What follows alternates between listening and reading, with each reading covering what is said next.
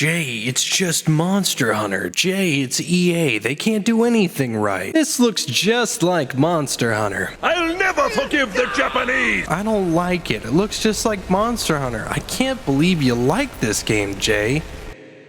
I know.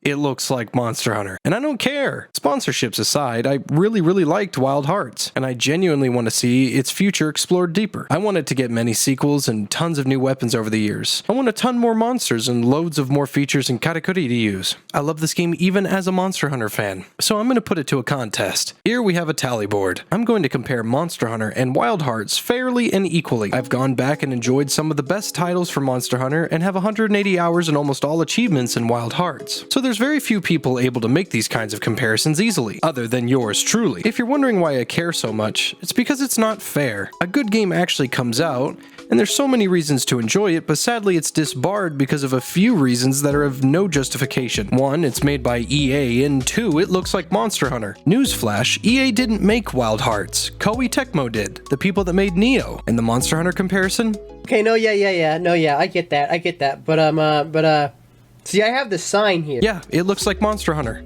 I like Monster Hunter. It's not an issue to me. Now, if you can't run the game at all, I get that. That's totally fair. Otherwise, I'm going to prove that Wild Hearts holds its own just fine. Now, I'm going to give some pity points.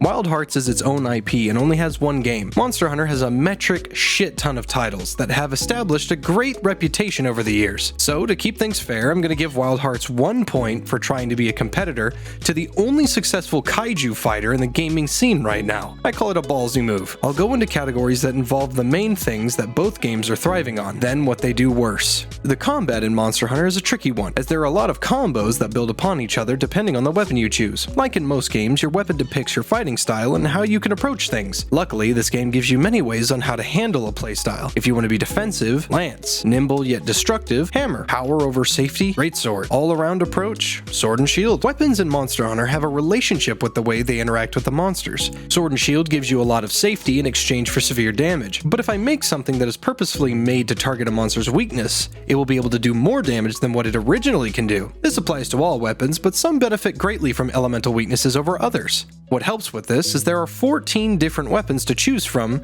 that makes gameplay feel fresh and new every time you want to swap it up. Now, what is a shame is there are preferred ways to play on these weapons. Before you freak out, here's a good example. The hammer. The hammer is a moderately fast-hitting weapon with lots of mobility and tons of blunt damage. This blunt damage translates to knockout damage when attacking a monster's head. Knockout damage when done enough will knock out the monster, leaving it vulnerable to more attacks. Hitting any other part of the body will not contribute to knockout damage. On top of that, the hammer does blunt damage, meaning it cannot cut. Only way to cut off a tail is to use a cutting weapon, like a sword. So this means the hammer is only meant to break certain parts. Then, focus the head, because if any other part of the monster is being hit, you're not contributing to what the weapon is fully capable of. Let's say, for example, your next piece of equipment requires a Rathalos tail. Okay, not hard. I've cut off hundreds of tails. I can do this, but I'm going to do it with a hammer. Well, you can't. Your material grind is going to become much more difficult because you can't cut the tail with a hammer. When you cut a tail in Monster Hunter, it gives you an extra carve, turning the 3 carves you would get from a defeated monster into 4, including the tail. Well, the hammer can't cut tails, so now you miss out on free parts. But Jay, the hammer's really good at breaking things that aren't the tail. Well, newsflash. So is every other weapon. Literally every other weapon can break anything else, exceptions considered. It'd be different if the hammer could break things only the hammer could break. That way, it had played a specific part in the weapon's dichotomy. But it doesn't. I mean, shit, you still have to sharpen it, and it can still bounce off of monster hide. The hunting horn doesn't need to be sharpened, and you can't bounce with it. And it does blunt damage, and it can contribute to knockout, and it buffs teammates in a valuable way. So, I guess the hammer's kind of cool, I guess. Swapping over to Wild Hearts, this might rub a few folks the wrong way, but personally, I enjoy it, because it gives every weapon a place and no one is ostracized because of blunt or cut. Wild Heart weapons still do blunt and blade damage, but they don't contribute to anything specific. You do not need a cut weapon to cut a tail. You do not need a blunt weapon to break horns. All weapons can break anything that can be broken, meaning no matter what you bring, you're always contributing. Now the Maul, Wild Heart's hammer, is not the only weapon that can do knockout damage. The Maul has a special skill along the lines that make knockout damage stronger, but every weapon actually contributes to knockout when hitting the head. It's just the hammer is specifically better at it. Admittedly, Wild Heart's weapon roster is less than Monster Hunter's. In Monster Hunter, you have access to 14 weapons right off the bat, and you're able to go to the training ground and learn their moveset and come up with your own combos. In Wild Hearts, you have 5 at first, and then once you reach the second part of the story, you get 3 more. I don't like that. In fact, I don't like it at all. However, I do see why they did it. This involves the story, which I'll bring up later.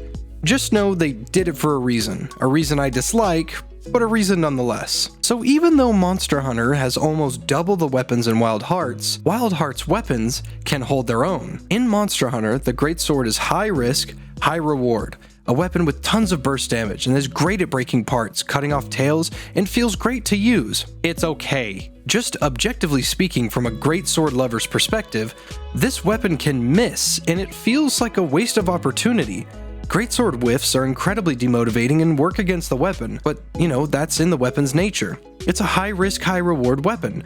You exchange safety and sometimes damage in exchange for high burst and high satisfaction. The Greatsword is also incredibly slow, so it doesn't benefit from elemental abuse or abnormal ailments. You can use a paralysis Greatsword, but it won't be as valuable as something that hits quickly like a sword and shield. The Greatsword's main combat style in the later games is the 3-charge combo into True Charge Slash.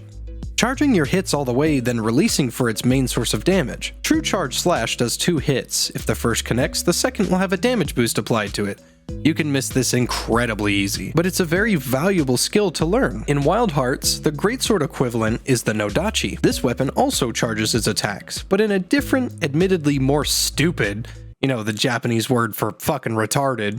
このバカクソったれが死ねお前 You sheath your weapon and it charges passively while sheathed. You can move with it sheathed, but it charges slowly. If you stand still, it charges at 3 times the speed. At tier 1, it does a quick horizontal slash. At tier 2, it does a stronger, more diagonal slash. A full tier 3 charge, you do a slower but twice hitting attack. It seems familiar. Here's the twist.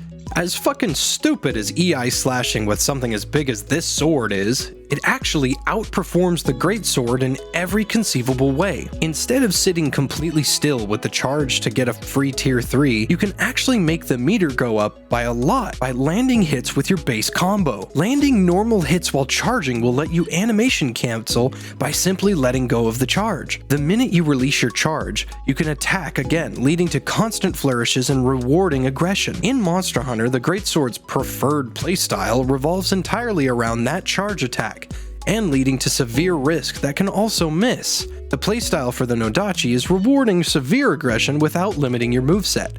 In fact, it expands your moveset when charging and not charging and applying it to the Katakuri. There's nothing sluggish about this weapon despite being a gigantic sword. It rewards the player for being aggressive. Now, before I delegate the point for combat, both games equally showcase a skill in making sure the big sword feels fun and refreshing to play, but let's lightning round some of the comparisons between the rest of the weapons. The Katakuri Katana. I don't see a Monster Hunter comparison with this other than the Switch Axe, a weapon that gains power through aggression. It charges a meter that makes the swap stance stronger. The Switch Axe is a personal favorite of mine, and much like most of the Wild Heart weapons, it will benefit the user to be as aggressive as possible. But in this case, I'd say the Switch Axe wins. The Nodachi is significantly more fun and an intuitive version of the Monster Hunter Greatsword. The Nodachi wins hands down. The Maul gains length, speed, and damage for consistently using it correctly. While I appreciate the hammer in its entirety, it just feels lesser compared to the Maul. The Maul wins. The Bladed Wagasa is the game's parry weapon. It rewards more damage and more damage stacks for every tier of aggression. The weapon with the most parries in Monster Hunter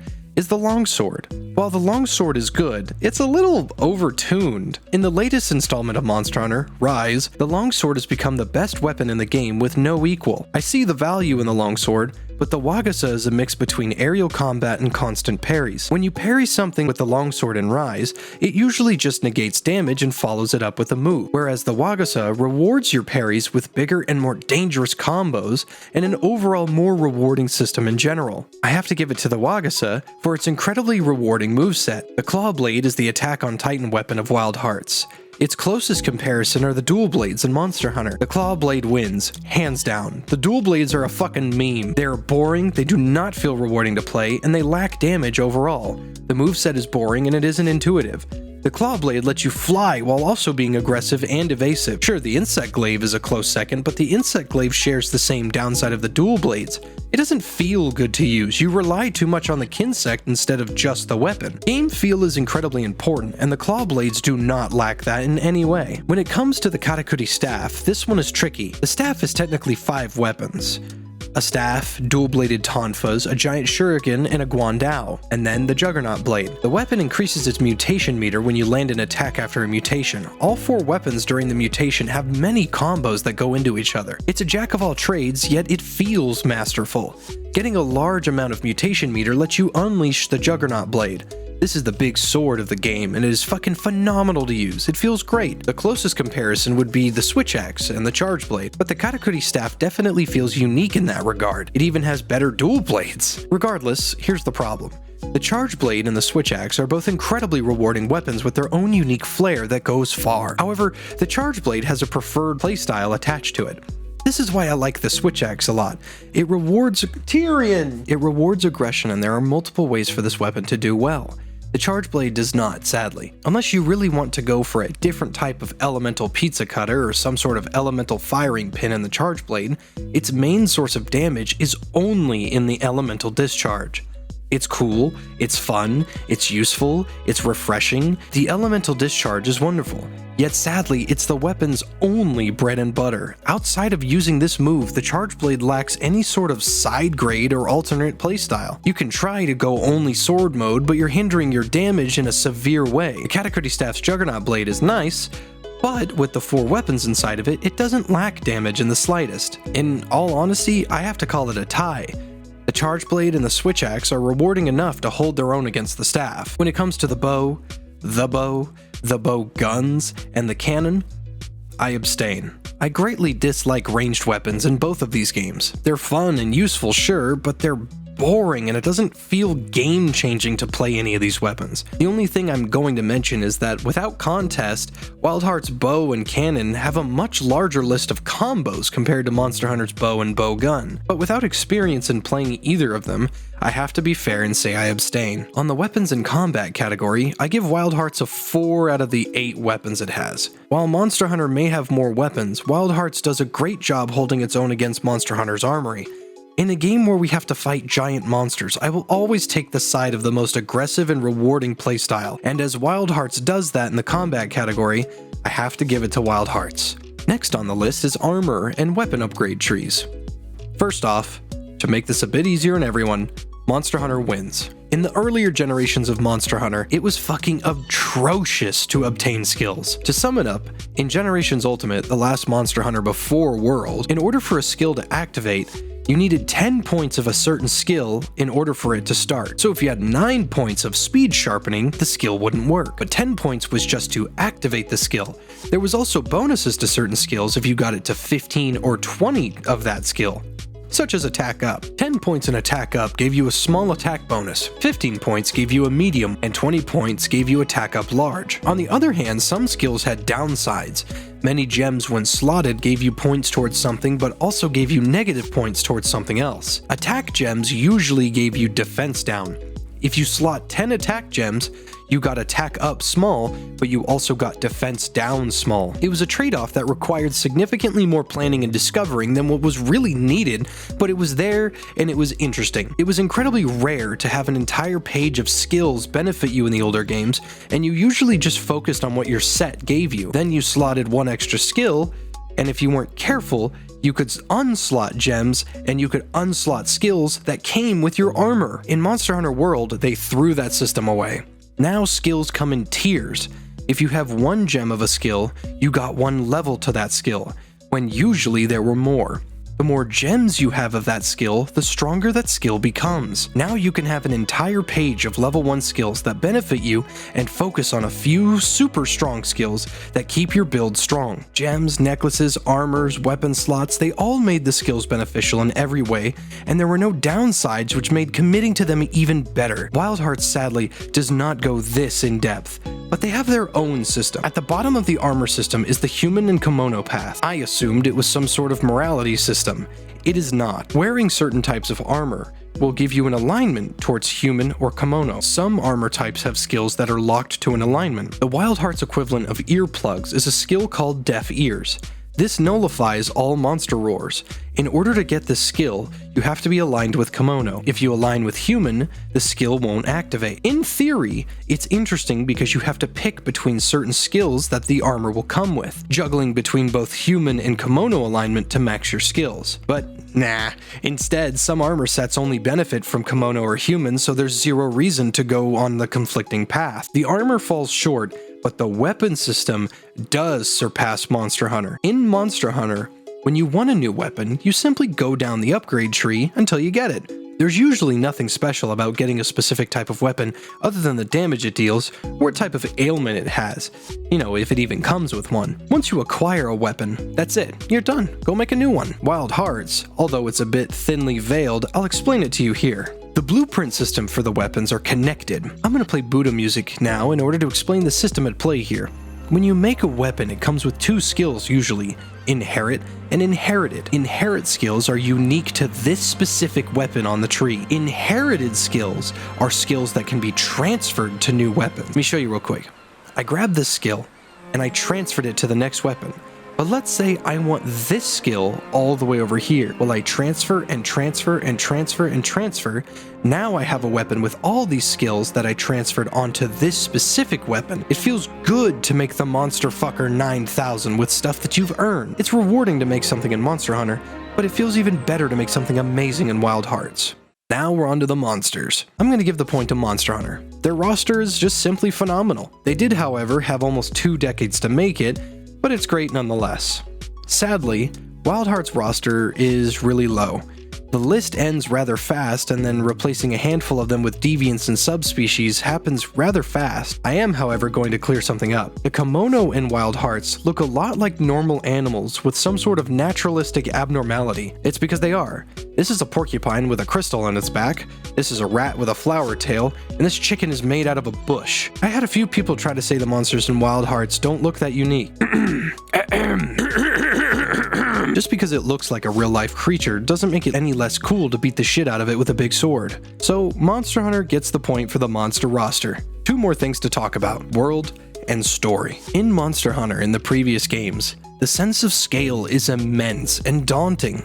Huge forests made from a Dolomador skeleton, entire mountains, the corpse of a Gravios, huge impressive lands in Wyvern's End and World's Enchanted Forest, and even after all this time, I still get lost in. World set pieces are phenomenal. It was only with Rise that the map started to feel a little less impressive, but Monster Hunter's entire identity is built on scale, and they nailed it incredibly well. Wild Hearts does a fantastic job of emulating scale. The beautiful fields of flowers, the fight with the earth, the cliffside on the islands, the beautiful frostlands, and the mountain peak that literally took my breath away the first time I saw it. I'll have to call it a tie. Monster Hunter didn't do so well with the sense of scale in Rise, but that doesn't nullify their reputation with their previous titles.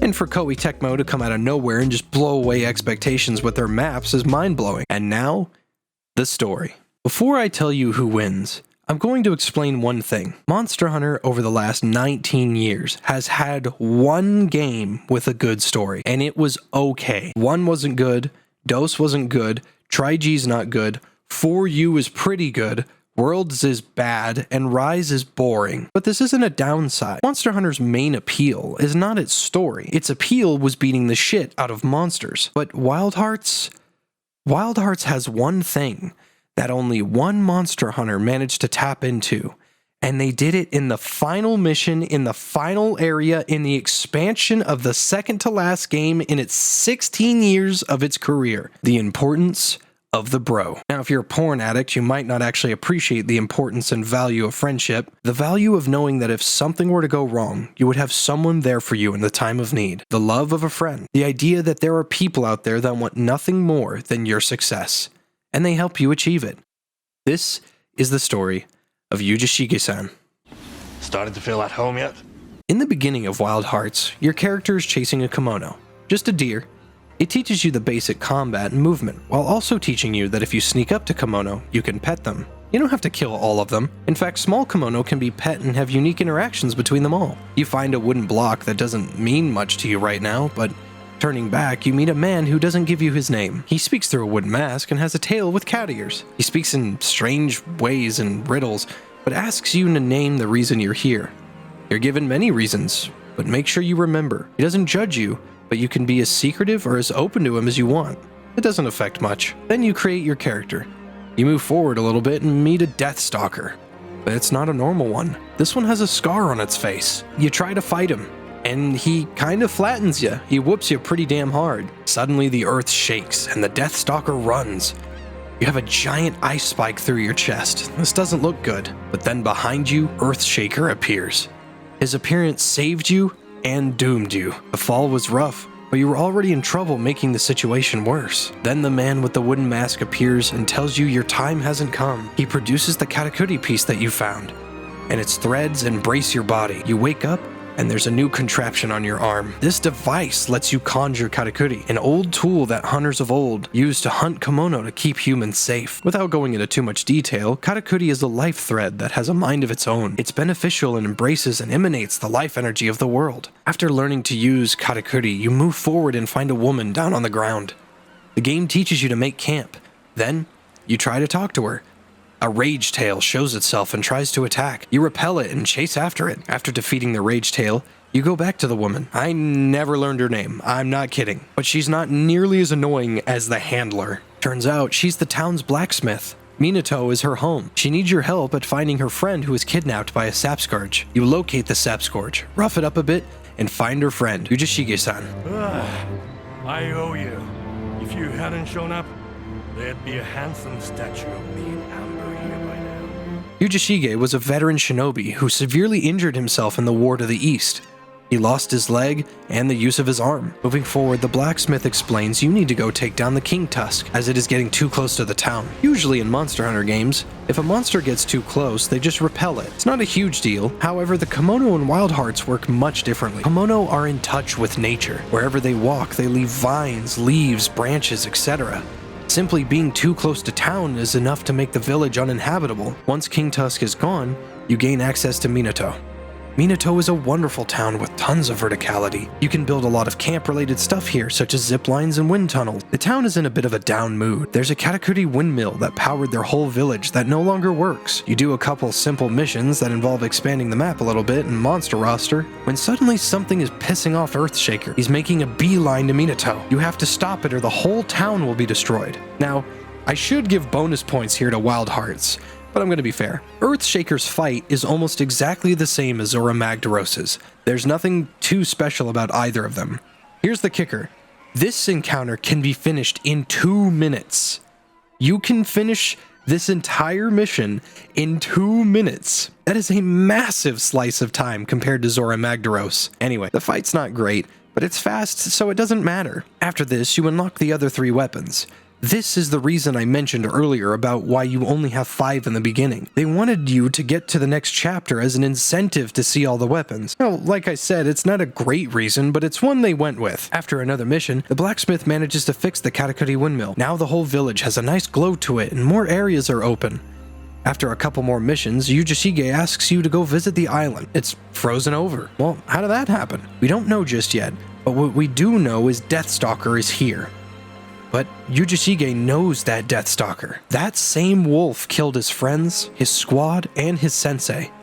Yujishige is stunned at seeing that wolf again. He didn't think he ever would. After beating a rampaging kimono, Yujishige pleads with you to come with him to the Fuyufusagi fort. There we find the hideout of the Alpha. Here we can fight him. Yujishige takes his time to find the Alpha, but he eventually catches up to us and says the best line in any Monster Hunter related game ever. I found you at last. Yes. That scar across its eye. That's the leader of the pack. Kill him. Kill that wretched beast. Do it for me, Chief. I can't do it myself. This is not some drunk, beat-up veteran's Marvel movie talk.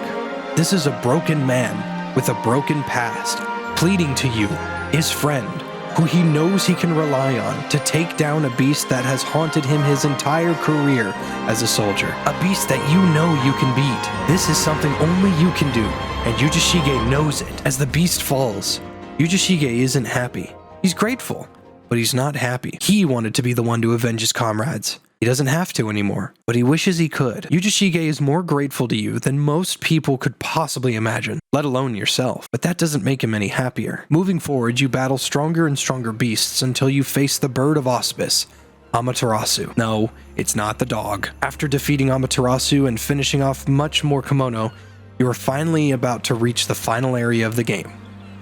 Alright, okay. I'm about to spoil the final parts of the game that showcase why everything is happening the way it is and why it's all going down. If you want to avoid spoilers, go to here.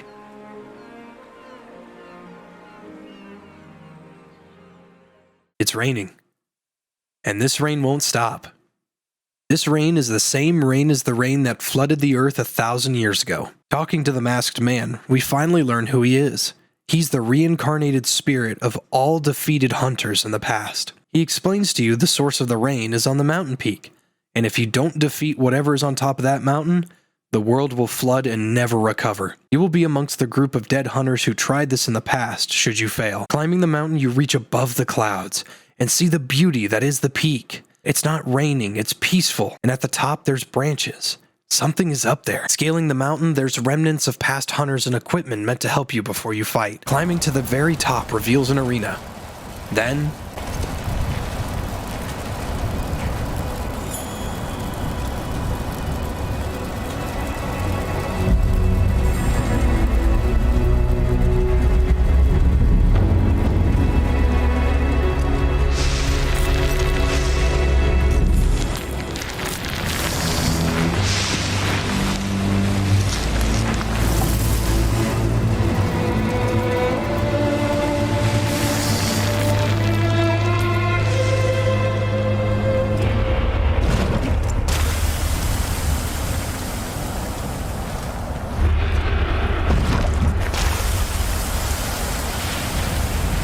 oh, is it invisible?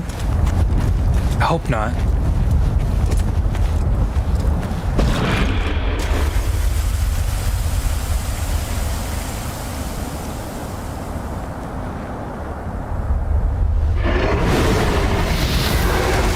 It's a dragon. Oh, yeah!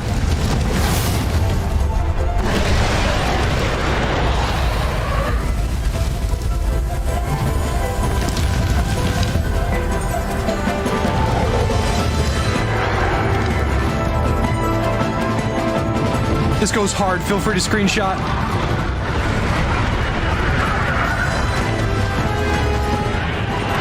I just got goosebumps. This shit's fucking awesome. Look how big he is. The Celestial Dragon.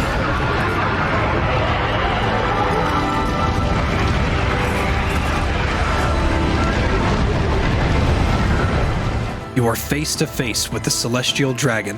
This kimono is the guardian of reincarnation. This beast is constantly being slain and reincarnated whenever any being, man or beast, perishes. Slaying this beast will put a stop to the rain, save Minato, and fix the cycle of reincarnation.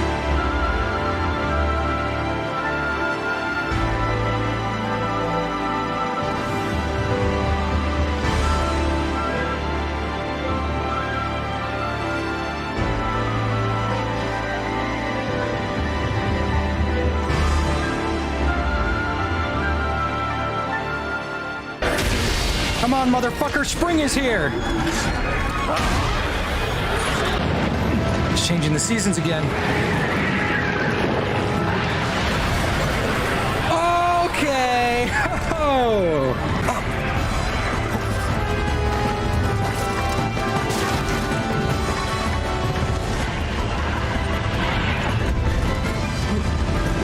Whoa!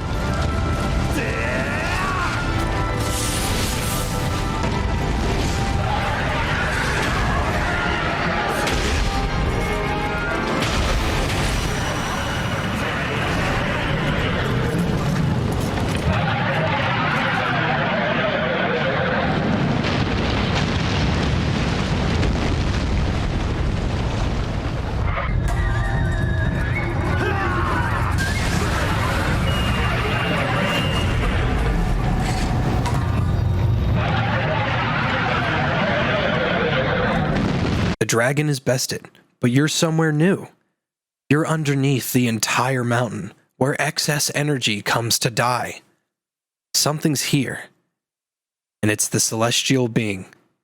This beast, well, it's not really a beast. This thing is the energy of reincarnation of every previous hunter that has climbed this mountain. It's corrupted and decayed because it couldn't reach the dragon to reincarnate properly. This one knows how to use Katakuri powers and fights like a hunter with a unique moveset.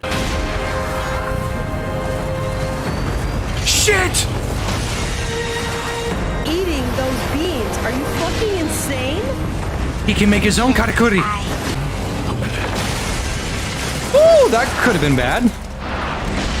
I have no way of knowing if that's an insta-kill, but if that's the delete key, it might be.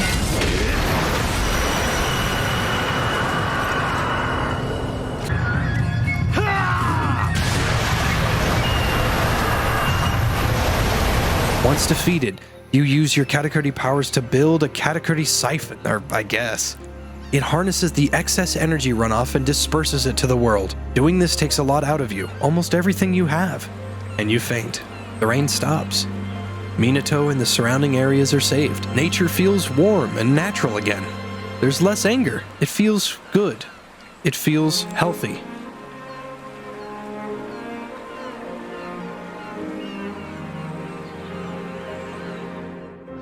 Days go by and no one's seen you. They've looked and looked, but they can't find you. A broken man sits at his favorite spot in Minato, with 2 empty glasses and a full bottle of sake. He waits, and he waits, for his friend to return home with stories to tell and laughs to share. He hears footsteps behind him. Ujishige looks with shock. It's not you. This, right here, is my favorite scene. Ujishige putting the bro and brother. He waited for his friend to come back from that mountain he didn't know you were going to come back from. 2 cups, one for him and one for you. He's so excited when he thinks it's you, because the spot he's at is your and his rendezvous after a job well done. No one goes up there but you and him. He was so excited to see you, but you didn't show. The absolute loyalty in this man alone could fund an entire DLC about his stories. Ujishige firsthand expresses just how important and valuable a friend can be.